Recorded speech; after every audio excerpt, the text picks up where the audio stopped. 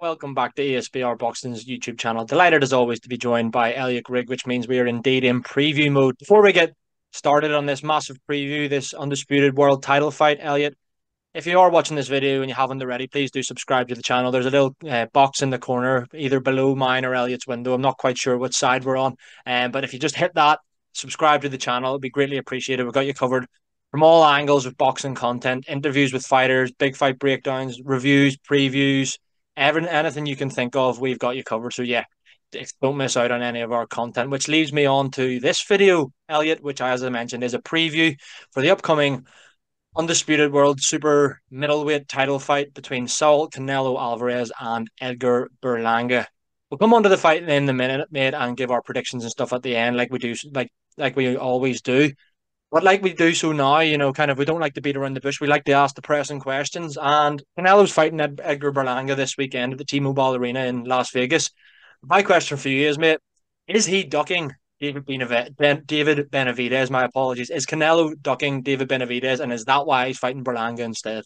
It's a delicious question. Thank you for an eloquent introduction as usual. Like you say, we like to get straight into it, so we will get straight into it. And I think my sentiment on this, we discussed it a little bit before, but my sentiment on it, and we discussed it within the ESBR, and people have different views, but my view is actually that he is ducking Benavidez, to be perfectly honest with you, but in a way which is hard for me to call it a duck. I think, like, you look at the people that Canelo has fought. I'm not going to sit here and call him a coward or anything ridiculous. Yeah. I look at the champions that he's fought. He's got to that stage in his career now, a lot of miles on the clock, where I almost feel like the Benavidez fight, what's he had, like 65 fights, Canelo now? The Benavidez fight for me, a big guy, forward puncher, massive guy in comparison to Canelo as well. It's one of those ones where I almost feel like, does he need that fight? So in a way, like, the answer to that question is no. I don't think he does need that fight, frankly. I think it's a really tough fight for him. I don't think he Yeah. wants it. So in that respect, you have to kind of say maybe it is a bit of a duck, but I'm not going to sit here and say it's not understandable or that he's coward in some way. I think it's almost like the Floyd Mayweather thing. You get to pick and choose when you're Canelo at this stage. And I feel like he's earned that right. But I do think that he is picking to avoid Benavidez, to be perfectly honest with you. So yeah, that's just my 2 cents. What do you agree? Do you disagree? Where are you going with it? Yeah, mate, I do agree with what you're saying. But I think it's you hit the nail on the head when you're saying about, like, we can't sit here and seriously call Canelo, a card or whatever. Look at it, as you said, look at his resume, like, you know what I mean? Just name of after name. So many world champions on there that he's just beaten a lot of the time with relative ease. Even when he did try and dare to be great and go up to light heavy, he beat Kovalev at the time, and then obviously the Bivol one. He's just, yeah, it's just a different. Like, again, you get to his point where size is too big. I liken it to. I don't know if you're really much into your MMA, Elliot, but one of the greatest MMA fighters of all time, John Jones, is the current heavyweight champion. Everyone's saying that he's ducking and doesn't want to fight Tom Aspinall, the up and coming. He's the interim champion, the one from Manchester. Everyone's like, "Oh, Jones is ducking Aspinall," blah blah blah blah.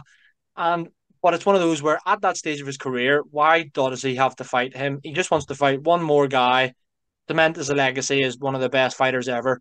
Why should he then go into another era, fight this new breed of heavyweight who's, what, 15 years younger than him? Something along those lines. Like, is there any real need for it? So in a way, I do understand what people say about the ducking thing.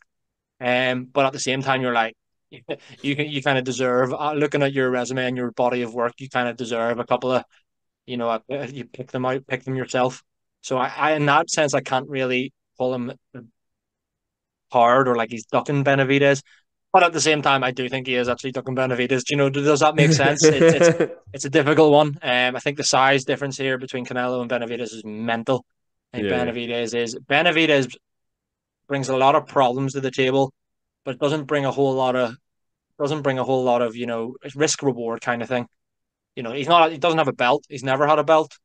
So Canelo's thinking, well, what does he bring to the table? Yes, he's a big name, and a lot of people think he could beat Canelo, but realistically, Canelo's probably looking at it thinking, apart from a good bit of money, which I already have, what really is this doing for me? And it's a high risk fight. So yeah, it's an interesting one, mate, for sure. Talking about Canelo, as you mentioned, he's had 65 fights, despite only being 34 years old. Well, he's been boxing for nearly 20 years since he was a 15-year-old boy. How close to retirement do you think we are with Canelo?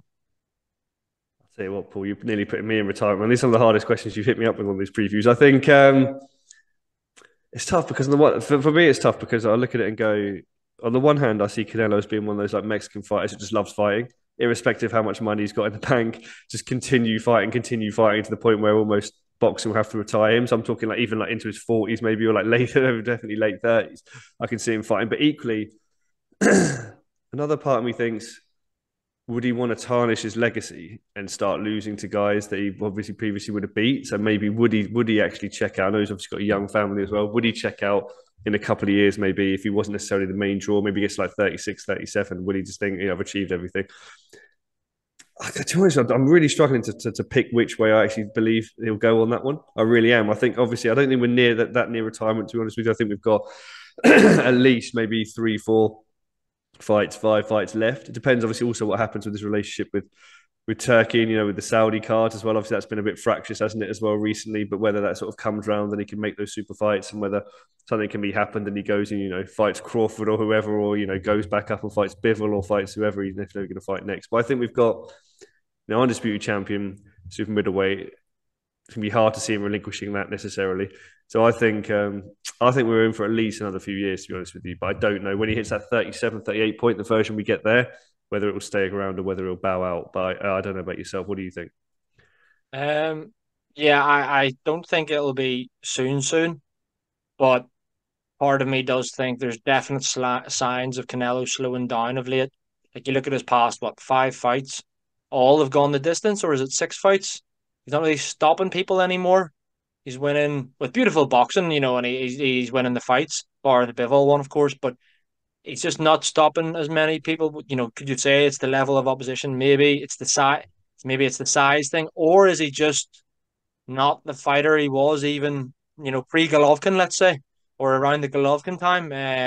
Yeah, I mean, it's a difficult one for me. As 34, you look at that and think, oh, he's got a few years yet left, but because he started so early, surely your career doesn't last as long. Like 20. See, think of any normal professional, right? Say they turn pro when they're 20, right? That's still quite young. Say they turn pro when they're 20. You say a 20-year career, they're fighting to their 40. You're like, why are you fighting to 40 for? A lot of the time, you're like, what? Whereas he started when he was 15. He's 35 next year, or later this year. A 20-year career. So I'm like, retirement's got to be close, in my opinion. I think it could, yeah. Could he try and get 70 fights under his belt? Who knows, mate? But I would personally like to see him retire or the end of 2026 latest, maybe, to be honest. But yeah, whether or not we are that close to it or not remains to be seen. There's But an yeah, elephant in the room here, Paul. There's an elephant in the room. I'm not going to draw you on it because we'll have probably legal troubles. But athletes are going longer into their career. Suggestions of enhancements here and there as well. I'm not necessarily sure we can talk about that, obviously, with relation to Canelo or others. But what we are seeing is a weird trend, aren't we? Though boxers and other athletes seemingly extending themselves beyond what was the sort of early 30s kind of pinnacle. But we'll leave that video for another time. Sorry, Paul. Yeah, please pick yeah, this up. well, you're right. Well, that's maybe a video for another day. But yeah, I know what you mean for sure. Prediction time, mate. We haven't really talked about Berlanga here. Obviously breaking my heart and beating my man from Belfast, Paddy McCrory, last time out. How does he do here against Canelo? Could he pull off the almighty upset? Could he remain undefeated? Could he become the first man to beat Saul Canelo Alvarez at super middleweight? How do you see this one going? Thank you very much, Paul. I think let's talk about the fours, I suppose, for Berlanga. I suppose he's bigger. Obviously, he's got 4 inch height, 4 inch, height advantage over Canelo. Obviously, carries power. I mean, stopping people wasn't in the first round for a long period of time. Obviously, hits hard. Do I see him? But then I also look at his record currently, and I see, not necessarily as fleshed out. Obviously, nowhere near obviously Canelos, but I look at some of the wins, and I'm saying Gulo's a good one. Obviously Quigley's on there as well, so not bad in those respects, but nowhere near the experience of fighting someone like Alvarez. So I actually think your point about Canelo's stoppages, and Canelo hasn't stopped anyone since, I believe it was Caleb Plant, wasn't it? 2021, he hasn't stopped anyone since Plant. So does he stop Berlanga? I think I'm going to go Canelo obviously to win. The question for me is, does he beat him on points, or does he manage to stop him? You know what? I've got a feeling there might be a late stoppage in this one. I really do. I've got a feeling he might get to him. I mean late. I mean post 9. I think he might get to him down the stretch, if not points. But yeah, I think Canelo Alvarez victory, Paul. To be perfectly honest with you, I can't see anything other than that.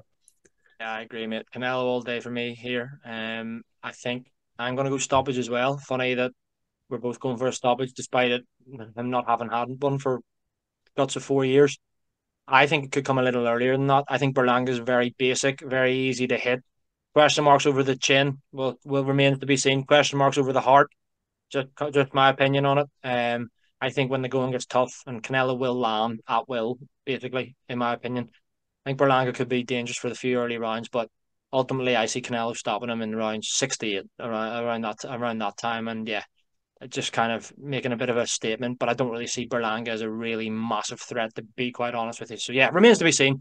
Guys, let us know your thoughts on the video. Drop in the comments who you think's going to win this one. Is Canelo rocking David Benavidez? How close to retirement is he? Does Berlanga have a chance in this fight? Let us know. And as always, please subscribe to the channel, drop us a like in the video, and I'll speak to you again soon, Elliot. All the best.